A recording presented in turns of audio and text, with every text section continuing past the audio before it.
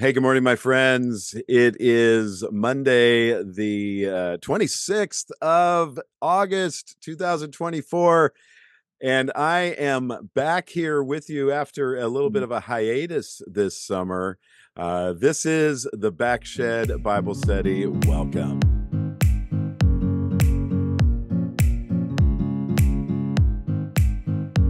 And it is my distinct pleasure to welcome to the Backshed this morning my friend Trevor Hislop. Trevor, welcome.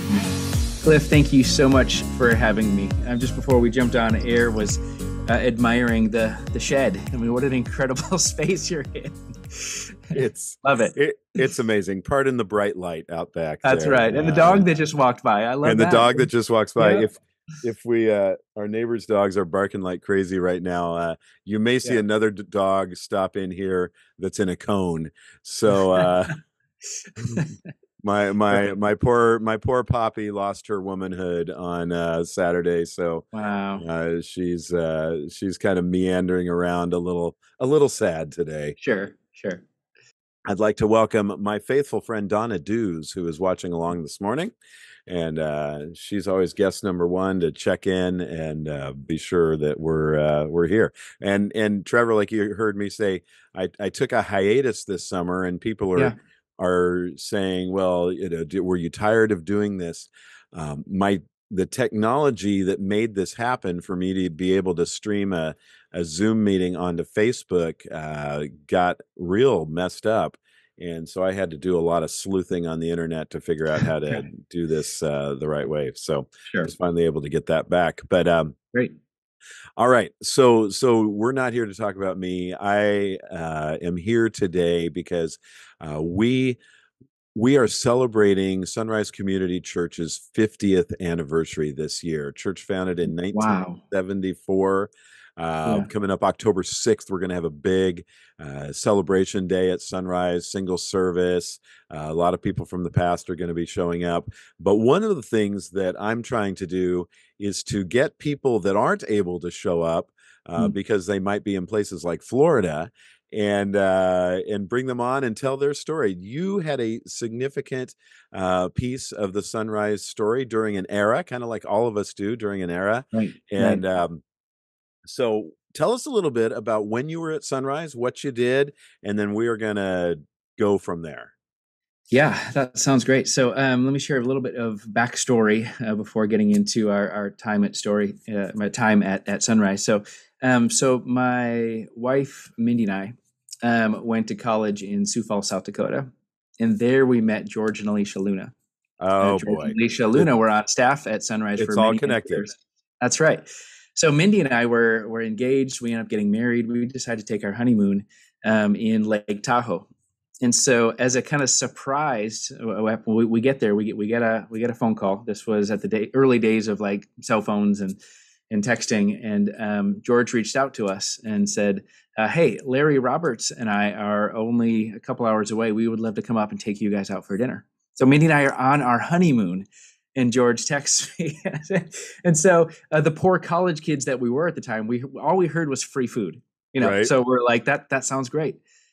So George and Larry drive up to Tahoe. They meet us on our honeymoon. They take us out for dinner, and they start to talk to us about this idea of the vision for Sunrise, which was to reach a younger population, to care for younger families in the community, and wanted to start a contemporary service. So we were just heading into our senior year of college. So we thought about that, prayed about it, ultimately felt like God was calling us to seminary. And so I stayed and continued my education. And then 4 years later, we get another phone call. So, I'm sorry, 3 years later, because I had finished my education. 3 years later, get another phone call and said, "Hey, this is Larry Roberts, and I'm wondering if you're still interested in coming to California." And so we first got the opportunity to connect with Sunrise. I think that was 1998. And we had just gotten married. We were on our honeymoon. So fast forward, George and Alicia, we'd been in connection with them and relationship with them for those years. And then I believe it was, someone was at end of 2001, heading into 2002. the opportunity to fly to California and interview for a position at Sunrise. And so I guess I share all that to say because Sunrise had this vision, they'd had this desire to reach and care for their community, and we got to be a part of that over the span of several years, even before we moved across the country and joined the team. That okay, so I never knew that piece of it. I mean, Trevor, you and I have known each other for a few years, and Yeah, you and I knew of each other through mutual friends for quite a yeah, while. But um, I never knew the George and Alicia piece, and yeah, uh, that is so cool. And there are so many directions we can go with this, uh, yeah, because we are at some point going to ask you about what you're doing these days, and yeah. that kind of has a little connection with them. But let's talk about Larry. Larry Roberts I mean, he passed away this last year, and Hmm. he had just a tragic season, final season of dealing with dementia, and God bless Alice. What an amazing woman to walk with him through all that time. But let's talk a little bit. Just like you were coming in, and you saw, I never got to know Larry previously, right? Yeah. And so, what were you coming into? What were you seeing going on at Sunrise that time? At that time? Yeah, so at that time, when the church had offered us a position to come, it was specifically to help them launch a contemporary weekend worship service. And again, like as I mentioned through the story, this has been forming for years of the way that God had been leading them to this place. And so we just had the honor and privilege of being the ones that got to be a part of making that come to fruition. And so I remember when we came to Sunrise, gosh, we had been there maybe 10 days, maybe. Like I had just like gotten there. It was my first like real like big boy job. I had like Uh-huh. my Totally. undergrad. I had gone to seminary, and and Mindy and I were had just come out of school and packed up the few things that we had and moved to California. And so we got settled. I remember a whole team helping us unpack and move in. But like 10 days later, Larry had planned that he and I were going to take a motorcycle trip to Mendocino. And I was like, "This is going to be exciting!" Like, I love riding motorcycles, and as it had been, I've ridden lots of motorcycles. It had been a while since I'd been on a bike. I didn't have a bike, and so, anyways, we get to the planning point, and I remember this trip. We get there the morning of. So, what do I need? You just need a backpack. And I said, "Okay, great." So this was just, I guess, speaks to Larry and how relational and personal he was. So I get there to the parking lot, wondering where my motorcycle was that I was going to drive, and there was only one motorcycle. And so I remember, and it was actually an incredible trip for 3 days. We rode up, we spent some time up there, and And we so rode back. you're I holding rode on on to the Larry the back. whole Yes, I time. rode on the back of Larry's motorcycle, and that was probably the first bonding experience he and I had together. And it was an incredible time. I had that moment of kind of awkwardness of I have to strap onto another stranger, a man, and figure out Yeah. how this is going to work. But it quickly turned into this wonderful dynamic for us. In fact, just to speak to that, I mean, Larry and Alice were like mom and dad to Mindy and I through that season. We had left our family, we had moved away, we hadn't yet started our own family, and they were incredible, not just friends but mentors to us in those early years. Yeah. So what were some of the stuff that was going on at Sunrise during that season? I mean, you were seeing the church. If I can, try to pick up where things were, you were Mm-hmm. probably seeing a church that. So let me see. What year was this? Around 2000, 2001. We were then for there from 2001. 2001 to 2008. Okay. So, and by the way, Wayne Lord says, hello, Trevor. Hi, Trevor. Good to Hello, see Wayne. you. Yep. And they're living up in Placerville now, Great. but or somewhere up in the hills. Mm-hmm. But so the you know, I'm sorry, I got to reload here. Yeah. I know it's easy for a church that, especially like Sunrise, which would have been planted in 1974, and you had Mm-hmm. these, young couples that were starting their families, kind of started as a Bible study. They were meeting over in the Fair Oaks Grange Hall, I think, if I remember Okay. correctly. But those families are growing up, they're starting to have kids. Uh, but I think a struggle that a lot of churches go through is it's really easy to follow those people as they grow older. Mm. And the central focus of the church might go from being people that have these young families, and then suddenly it's people in their middle age, and suddenly it's grandparents, and some of the ones that have followed behind them start to feel like, well, this church is for my parents, it's for my grandparents, it's not for me. Yeah. Was Sunrise experiencing any of that at that time? Yeah, I believe that's exactly what was happening. Yeah, the church was growing with the families that had been there and been established and been committed to that Yeah. church for quite some time, which does speak to the wonderful dedication, the wonderful faithfulness of those families. Yeah. Yeah, and so when we came, Sunrise had already made the commitment, and they were moving in this direction, and they'd already started a contemporary service, and they'd already gone to 2 different formats. They had started, to replicate a service at a different time with same message but different music. And Right. I remember Mark Bennett. Mark Bennett was volunteering his time, I love and it. he was leading worship when we arrived, in a wonderful team around him. See, now, so there's part of this is, now I would love to get Mark Bennett on the stage and have Mark Bennett leading worship. That's right. Mark's a piano player, if you don't We know. got to pull that off. That's right. That's right. Yeah, and Mark and Janet were Yeah. incredibly a wonderful blessing to Mindy and I and our family. Yeah. Well, I'm working on. I actually talked to Mark and Janet this last week, and we're going to have them on for one of these episodes. They're going to tell the story of interviewing Iola and her husband for membership, and Wow. which Iola just turned. I don't know if you remember Iola, but Yeah, she I do. just turned 100 last month, Wow. and I just saw her yesterday. Talked to her yesterday. That's Uh, incredible. Doing really well, but Mark and Janet had the dubious privilege of doing their membership interview, so we're That's going to tell great. that story here sometime in the next few weeks. That's great. Um, Wow. yeah. So, what are I one of the things I'm looking to do through this series of interviews that I'm going to be doing with people out of the past Mhm. is to develop a little bit of a story of the personality of Sunrise, Mm. the things that stand out to people that make a church like Sunrise significant, or I've discovered that for many people I've talked to in the past, and I think of people like Carla Walth and Carl Yep. Conley, and Yes. the list kind of keeps on going. But it's been a place that's brought seasons of healing, coming off of trials and struggles and things like that. Are there any things that you saw in your time where you say that's kind of a little bit? This is kind of a little bit of the essence of Sunrise that I remember. Yeah.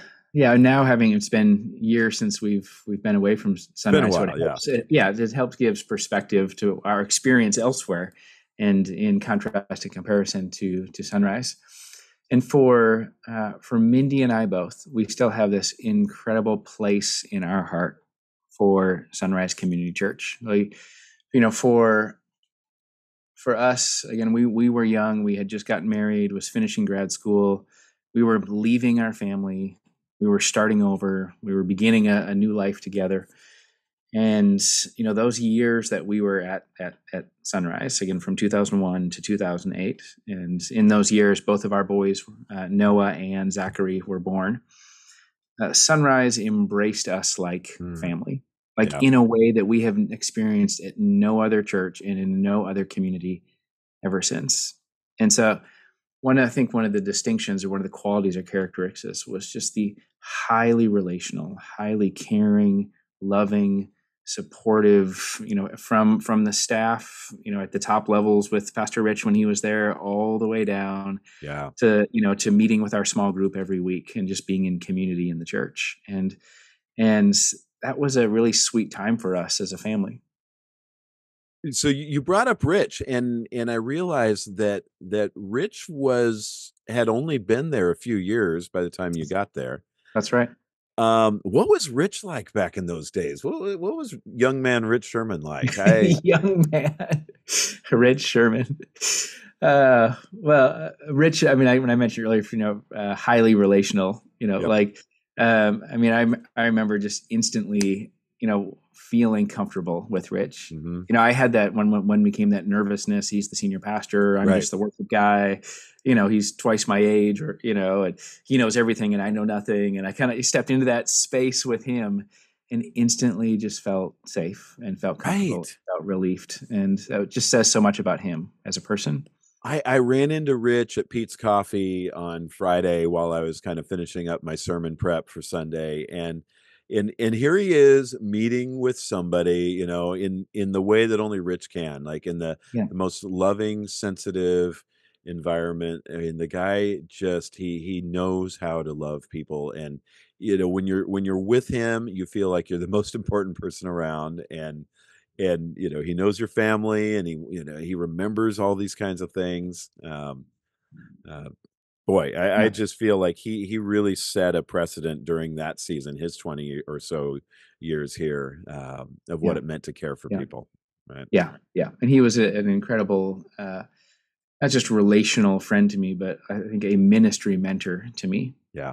Over those years. In fact, a quick kind of funny, if those who know Rich, one of the roles that I had in worship ministry was to oversee kind of the weekend service planning, but also as a part of that, the series planning. Like, it was my job to kind of organize and coordinate what are the series that we're in and how long is it and what are we going to focus on and what are we going to do.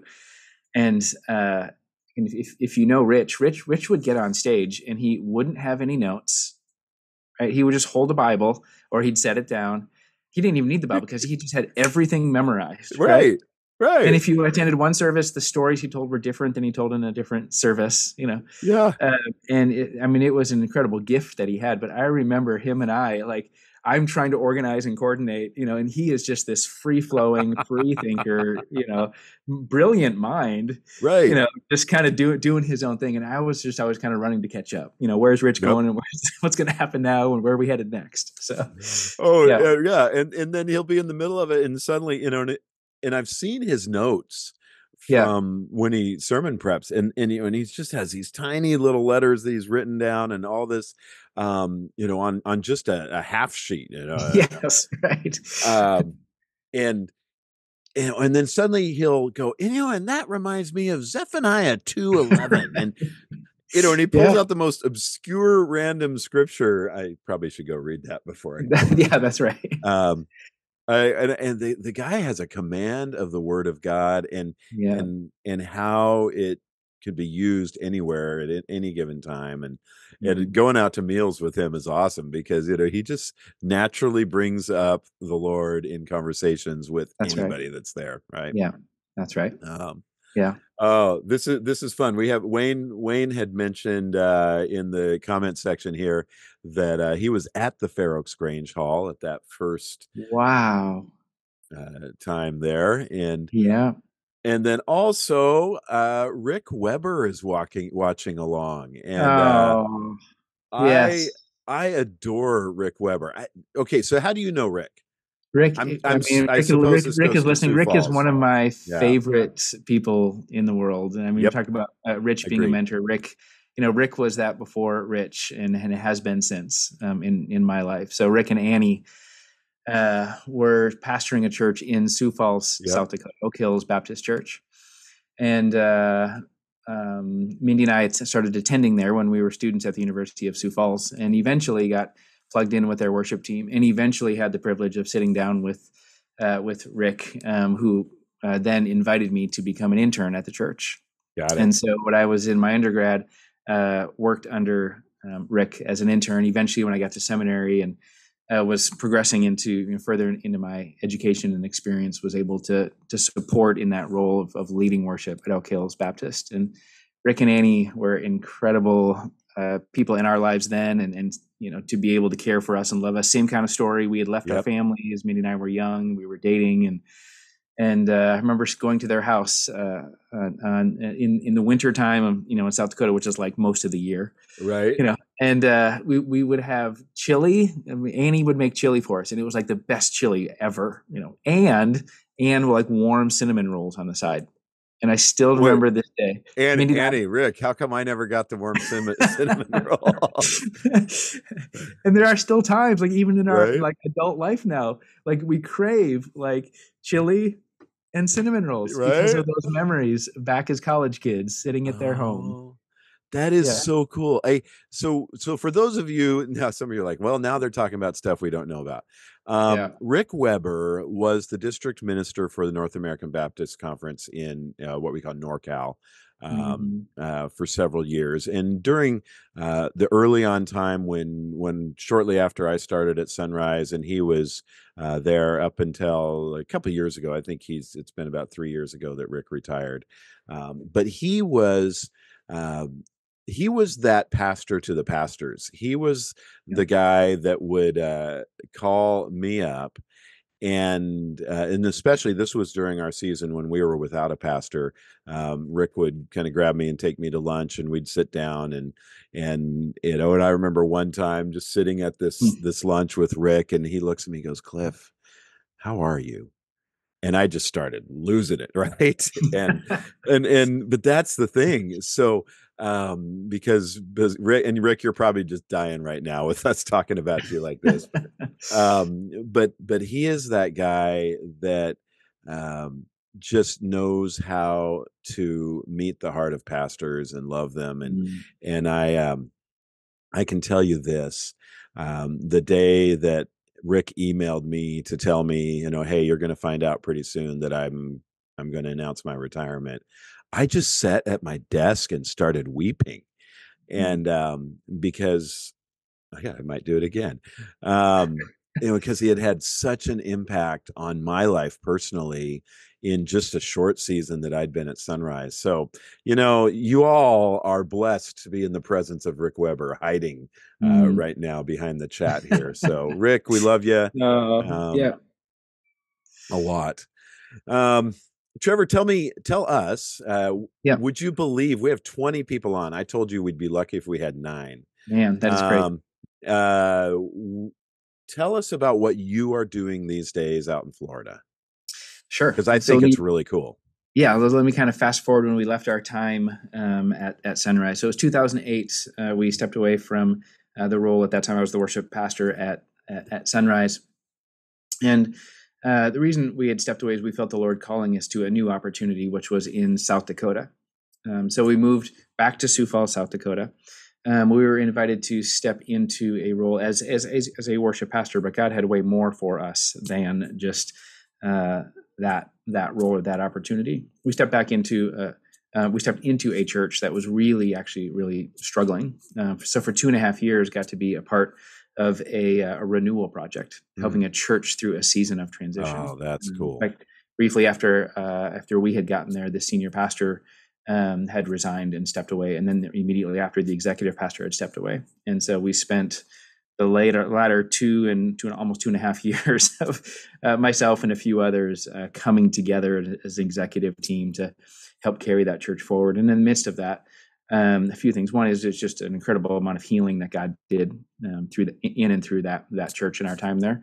But the other is God did something in me. Like it was a challenging but great experience of leadership development. I was in my early 30s at the time, and so kind of up close and personal, got to experience what it was like to see crisis in the church, see struggle and turmoil and challenge in the church, and yet be able to see God work in incredible ways through it. And um, so we were there for 2.5 years. We survived through 2 winters in Sioux Falls, South Dakota. God bless you, man. God bless you. Decided and started praying like, God, please get us out of here. So no, the real prayer was something more like, hey, God, we want to be good and faithful servants, but Yeah. hey, please let us know when we've done that. So there's something next for us. Anyways, after about 2.5 years, the church did call a new senior pastor, inserted a new executive leader, and we felt like that was the time. That was the time for us to step away. Yeah. Yeah. So we had then got an invitation to come to Vieira, Florida, which is where we still are today. That was 2011. So, Dang, that's so crazy. we, You've been there so that yeah, long. we have. So we moved from Sioux Falls, South Dakota to Viera, Florida. Viera is just east of Orlando, and it's just on the mainland side of the intercoastal of Cocoa Beach, Florida. So we are suffering for Jesus, here on the Atlantic coast of Florida. So we got an invitation to come here, and it was a different situation, but it had a lot of same qualities. There was a church here that was they had a worship pastor that had they had to a resignation that came out of a difficult season. The church was struggling. I got to be able to step in and support that, and ended up serving in that church for 9.5 years. And so in the midst of that, that led to me going back to school. So studied psychology in my undergrads. I went to seminary, studied marriage and family therapy. Also studied, got a master of divinity. But as if that wasn't enough, decided in my 30s, or now I guess in my 40s, I guess it was almost time to go back to school. So went back to school and got a PhD in organizational health, and then actually followed that after a period of time to go back to do another master's degree in clinical psychology. And so in the midst of all of that, God was at work and kind of just helping me kind of organize what he had for us in the midst of this season. Those were the years of probably 2017, 2018, 2019, kind of felt a stirring and a calling, and it had explored a few opportunities, continued to be faithful and serve in the local church they had us in. And then in 2020, the pandemic hit and everything just came to a screeching halt. And so we felt like God had just had us just to be where we were, to be faithful and to do the work of caring and supporting the church family we were caring for, the staff I was overseeing, and of course, the community around us. So then fast forward to the fall of 2020. The fall of 2020 felt like it was time for us to step away.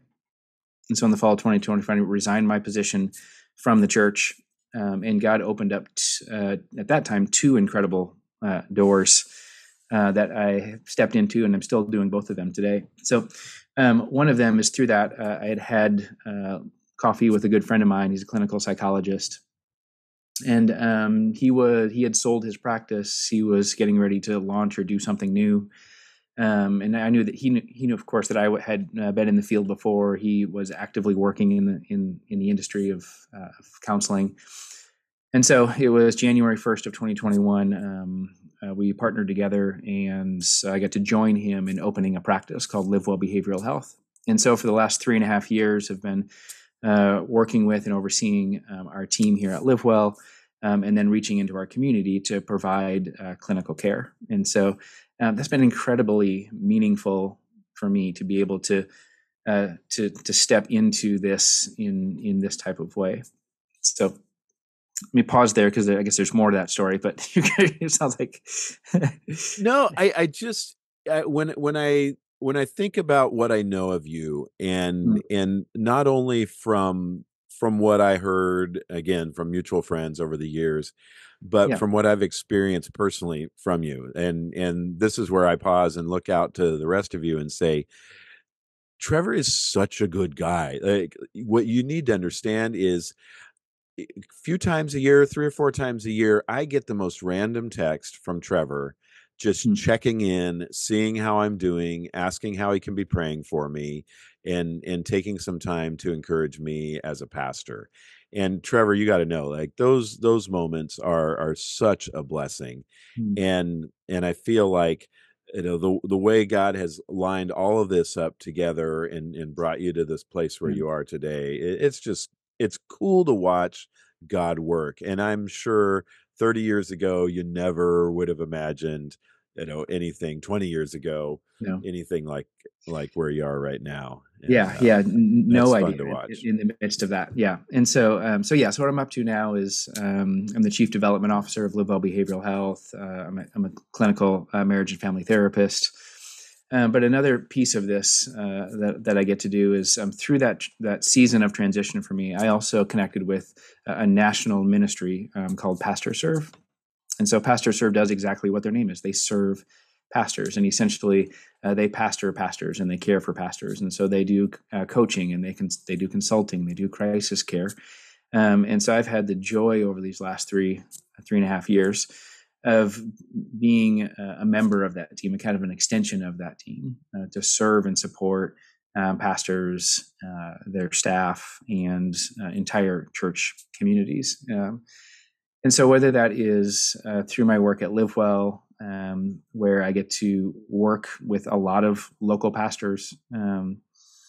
In fact, LiveWell is now opened. We've just this summer launched a nonprofit side of our work called the LiveWell Center for Health and Wellness, which is specifically geared to care for our community. Extension of that is I've recently been asked to lead a group called the Ministerial Care Initiative, which is specifically caring for pastors and their families in our community. So love doing that work. Do a lot of marriage intensives, do couples retreats.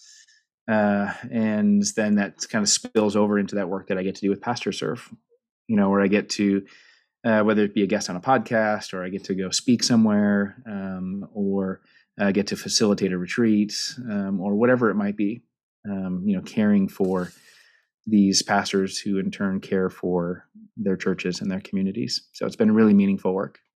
Well, I can't even begin to express how important that work is, because, I can tell all of you as a pastor, there are times where it can be a very lonely world, and you have to be cautious who you talk to about what, and those kinds of things. And, it's a very unique role, and I have met so many pastors over the years who have just been complete islands, and they didn't have an outlet. They didn't have a place that was safe for where they could bring their, various things that they were dealing with. And so it's just cool to, as a pastor, as someone that, I have people like you that are in my life that I am able to go to, that are just an amazing resource. So as a pastor, Trevor, thank you so much.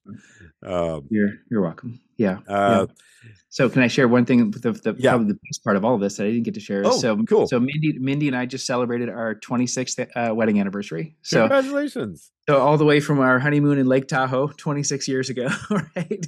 And meeting George and Larry for dinner, to us again celebrating 26 years. Our two boys, again, who were born during our time at Sunrise, and their early kind of foundational moments of being in the nursery and being in Sunday school, and from that early age. Noah is a junior at Florida Atlantic University. He's 20 years old, so it's crazy that so much time has passed. He's studying psychology and hopes to go into the field. Nice. Our younger son, Zachary, is a senior in high school, and he's currently exploring colleges and feels called into the ministry. So it's his intention to go on to seminary after his bachelor's degree. So super excited just to be nicely done life as a family. Yeah. Well done, Dad. Well, I don't know about that, but I'm grateful where God has put us in the joy of raising our boys. Well, as you think about your youngest son graduating from high school, my oldest is getting ready to graduate from high school this year. Wow. Okay. And I have others along the way, including a 6-year-old. So there's that. Oh. I'm sorry, that was selfish. There are some fun people that have been commenting along. David Smith says, "Congratulations on your path." Donna says, "Trevor, you don't age. You have not changed at all." So there's that. That's always fun. And Micah, thank you for joining us. Love hearing how God has worked throughout your life. That's Micah Paul. So, well, I hate to do this, but we're half hour in, and this is one of those things they tell me in the podcasting world, you either go really long or keep it short. So we're going to keep it in the middle today. But Trevor, this has been a big blessing. Really, really big blessing. I appreciate you and Mindy and just your ministry, your faithfulness over the years. You've kept connected to Sunrise, and various things, and we're just we're really encouraged. And thank you for the years that you invested into Sunrise. And that's the thing I want you to hear is you've left a fingerprint at this place, and God used you not just in the season when you were here, but continued to after that, and as evidenced by a lot of fun comments along the way here this morning. This morning here, this afternoon for you. Yeah, it's the afternoon here in Florida. Yeah. Hey, would you be willing to pray us out here as we close things off? I would love to. And Cliff, thank you so much for inviting me on to the podcast. Thanks for the podcast that you are doing, and to everyone who is joining us live. Thanks for being here today, and everyone who gets to hear this or connect with this. It's wonderful, and for the celebration that's coming up in October, I love that. I love that the church is gathering and celebrating 50 years of incredible impact. Yeah. Yeah. Right. Awesome. I'm grateful. I get to reap the benefit. Yeah, go for it. Yes. Good. God, thank you so much for the joy of serving you. God, thanks for the privilege of connecting today with Cliff. And Lord, just thank you for Sunrise. Thank you for those that have faithfully served and sacrificed for decades. Thanks for those who have found healing and who have found hope. Those who have built relationships and found community. God, and most importantly, thank you for your continued work in the hearts and the lives of everyone who has whether stepped through the front doors or connected with someone who attends there, or in some way been influenced by the way that you work in the hearts and the lives of those who know you and love you. God, just pray that you would continue to bless the church, the staff, the teams, the community, God, as they continue to come together. Continue to come together to not just learn more about you, but become more like you. God, just thanks for the opportunity this last half an hour to kind of go through a trip down memory lane. Just a reminder that you are good and you work all things together for good. It's your name we pray. Amen. Amen. Oh, what a blessing, man. Thank you so much. And as promised, Angie Bessenbacher has been watching, and she made a comment here a second ago. So enjoyed our time together. Sharon Soden, thank you for your comments as well. Hey, you all, thank you for being a part of us, the resurrection of the back shed here. Now, the big thing is I don't know if I'm going to be back next week because it's Labor Day weekend, and that's a holiday, and my family's going to be home, so I think I'm going to take that week off. But don't you worry. We'll be back 2 weeks from today. I'm hoping for either the Bennetts or the Crossons. We'll see which one is able to schedule in on that date. But that's going to be another fun trip down memory lane. Don't forget, those of you that listen along on the podcast version of this, or maybe you watched on YouTube, if you'd like to join us live, this happens on most Monday mornings at 10 o'clock Pacific time on Facebook Live on the Sunrise Facebook page. If you're one of those people that you are not able to watch live or follow us live and want to subscribe to the podcast, and you don't have to look at my face, you can do that on iTunes and any other Facebook. Oh, Micah, great question. We are back onto the Sunrise page after some technology issues with Zoom. And so for now, we will be hanging out on the Sunrise Facebook page, not the Backshed Facebook page. Very confusing. Very confusing. On that note, God bless you all. We'll see you next week or 2 weeks from now. Yeah, 2 weeks from now. Take care, everybody. Thanks, Trevor.